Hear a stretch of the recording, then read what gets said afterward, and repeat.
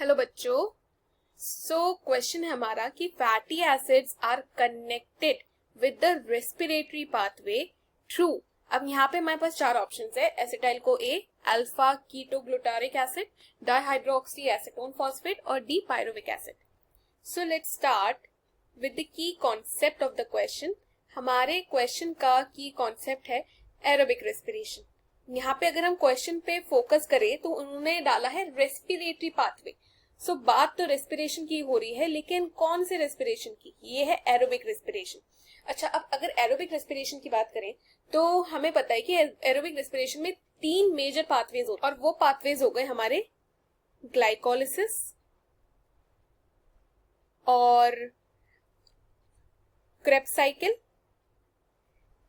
Cycle और एक होता है लास्ट में ऑक्सीडेटिव फॉस्फोरिलेशन, या आप इसे ईटीसी भी कह सकते हो, इलेक्ट्रॉन ट्रांसपोर्ट चेन।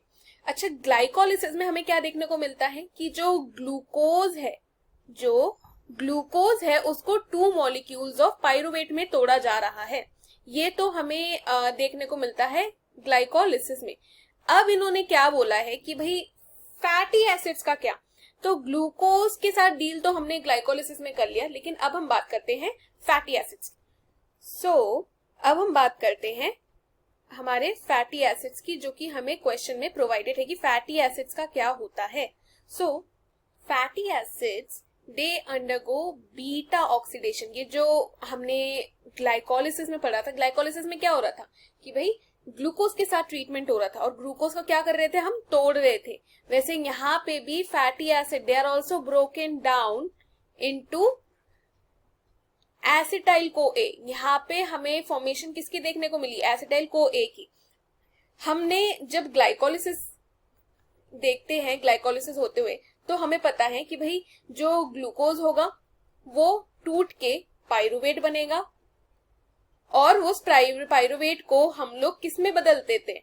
हम उसको बदल देते हैं एसिटाइल को ए में। वहां पे भी हमें एसिटाइल को ए की फॉर्मेशन देखने को मिल रही है, इधर पे भी एसिटाइल को ए की फॉर्मेशन देखने को मिल रही है।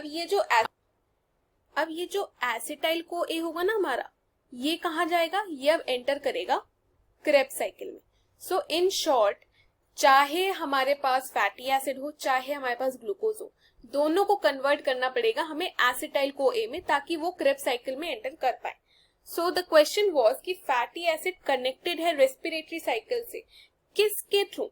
तो आंसर होगा एसिटाइल को ए। रीजन बीइंग, अगर आप बीसीडी देखोगे तो ये alpha ketoglutaric acid, dihydroxy acetonic phosphate, ये सारे ना इंटरमीडिएट है अलग पाथवेज के, वो इधर पर ऐसे रिस्पॉन्सिबल नहीं है। The majority answer, the correct answer is acetyl co A. Hope you have understood it well students. Best of luck.